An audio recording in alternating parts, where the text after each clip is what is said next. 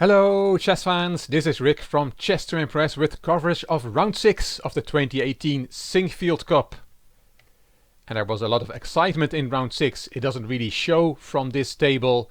We saw 4 draws.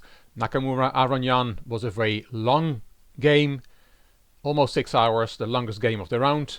Mamedyarov Vachier-Lagrave was a relatively short affair. So Anand at the bottom was as well, but the world champion was in trouble in round 6. Alexander Grishuk reached a winning position against Carlsen, but let it slip and Carlsen got away with a draw. That leaves the clash between Fabiano Caruana and Sergei Karyakin, the two most recent challengers for the world title. So far they have played 34 classical games against each other, 24 draws. Caruana won 6 times and Karyakin won 4 times. Last year in the Sinquefield Cup their game was a draw.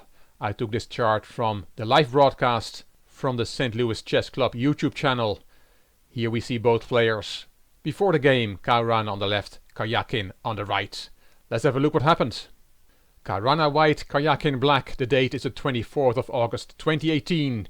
d4, knight f6, c4, e6. And we get a Nimzo-Indian. Here queen c2 is the most popular move. e3 is a close second.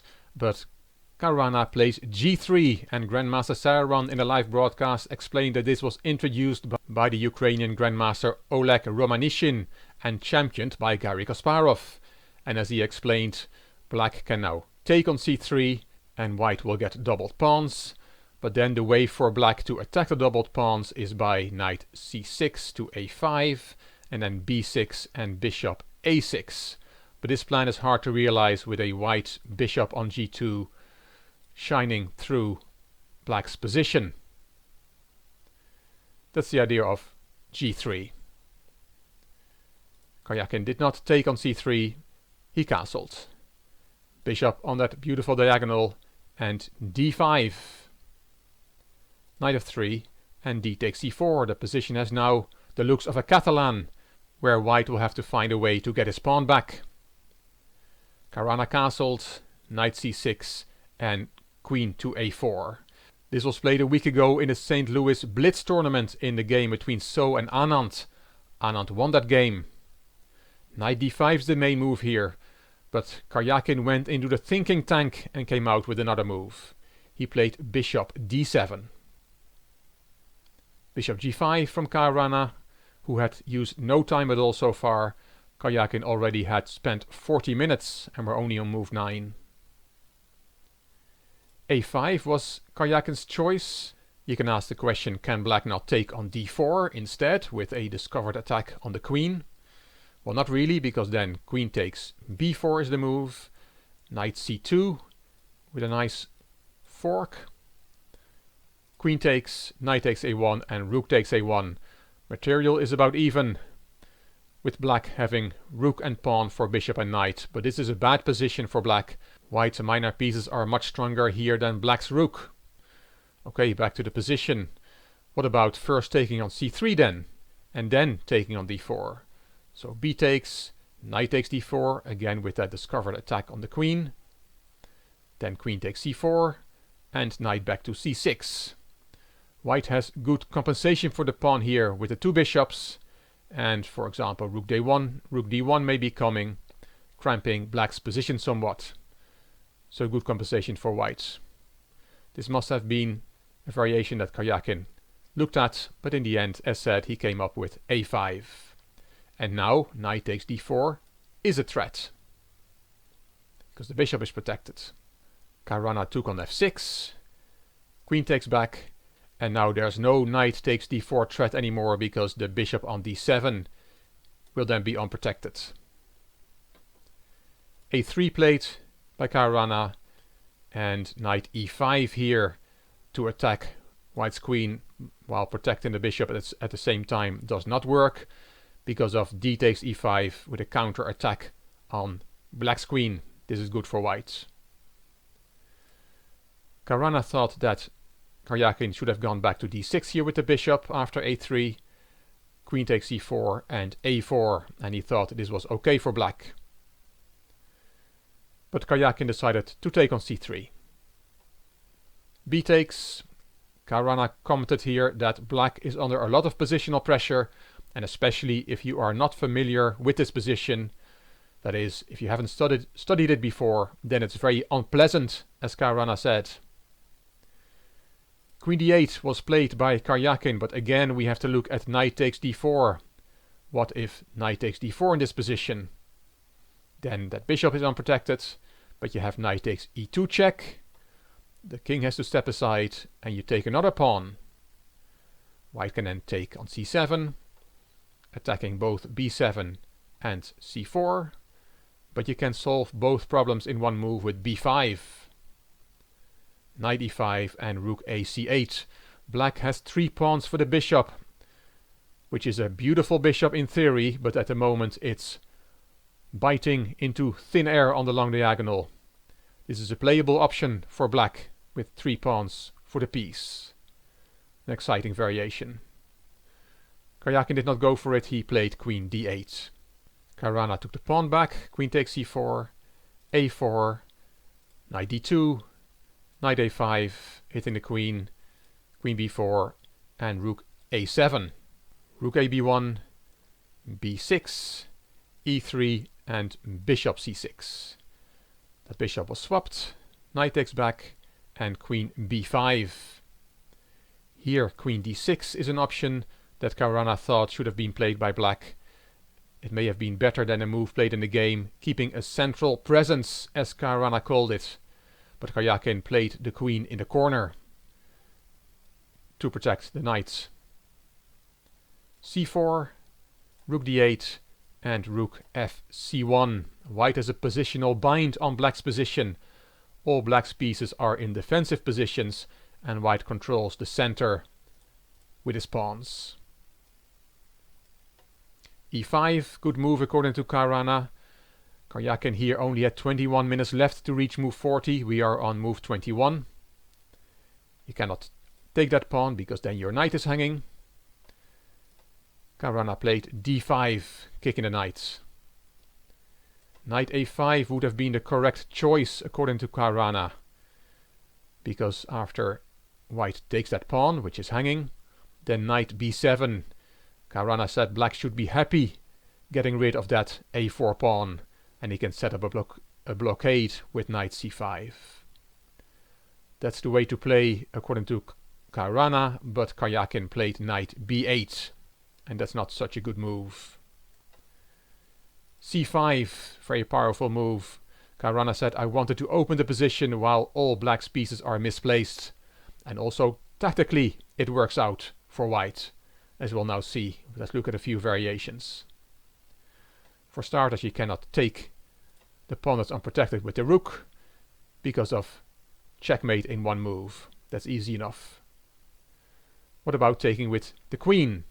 Then Caruana was planning c takes b6, and you cannot take back because then there's a mating combination again. Queen takes d5, rook takes d5, and rook c8 check with checkmate on the next move. So after queen takes d5, c takes b6, you have to take the queen, that's forced. Then, very nice, b takes a7. Beautiful move. Not taking back the queen, but taking on a7 with a promotion threat. A double promotion threat. Caruana gave this variation, queen takes b1, and then taking back with the knight is the best way to recapture. Now a8 is a threat, and a takes b8 is a threat. Knight a6 doesn't work because of rook c6, and the knight on a6 has no squares. And you should note here that black will never have a chance to win white's knight with rook d1 check with a rook fork, because there is always the threat of the a pawn promoting. The rook has to stay on the back rank. After knight takes b1, with that promotion threat, you can play knight d7 instead of knight a6, but then rook takes c7, and this is a very good position for white. This is what Caruana showed in his interview after the game. And he mentioned that after c5, b takes c5 looks ugly, but this is actually black's best option according to Caruana. But Karjakin played rook a5 instead. Queen dropped back. Now queen takes d5 is possible. C takes b6, c takes b6, and knight c4 from Caruana.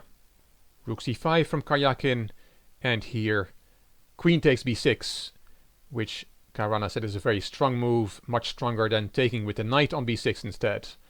And as we'll see, Karjakin immediately succumbs under the pressure and blunders. Let's look at a few moves here. The best move is rook c8, according to Caruana. The engine also thinks rook f8 is okay here. You cannot take the knight with black because of rook takes, queen takes, and we have yet another back rank checkmate. Karjakin made another blunder. He played f6, and that loses on the spot.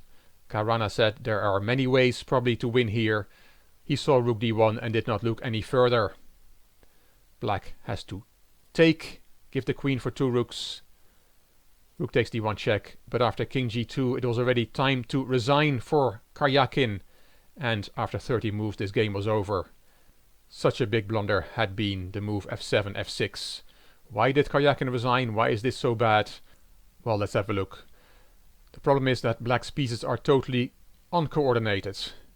For starters, his knight and his rook are hanging at this moment, so you have to do something about that. Rook takes c4, taking that knight does not work, because then there is queen e6 check with a queen fork. King f8, queen takes c4, and white is decisive material up. What else is there? We can drop the rook back to solve both problems of that rook and the knight hanging. But then there's also queen e6 check with another fork. The rook is still hanging. King f8, queen takes c8 check, and not only that, but also the knight will drop.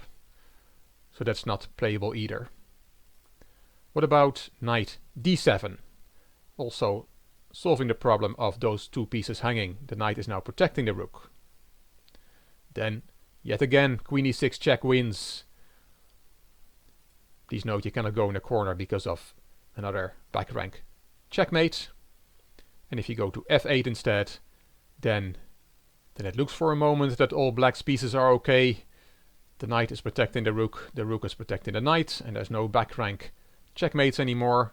But look at this move, knight d6. Caruana had seen it, and this threatens mate on e8 and on f7, and there's really nothing you can do about it. You have to give your rook for the knight. Queen takes check. This is also hopeless for black. White's queen dominates black's pieces. White will go pawn hunting and will win this position very easily. At least for a player of Caruana's strength, this is a piece of cake.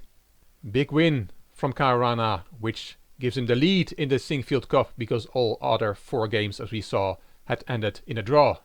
These are the standings. Fabiano Caruana, the proud leader, 4 players half a point behind. Mamedyarov, Aronyan, Carlsen and Grishuk. Vachier-Lagrave and Anand have drawn all their 6 games so far. So lost the first game and then made 5 draws. Nakamura on 2 points, and poor Sergei Karjakin is not having a good event. 3 draws and 3 losses so far for him.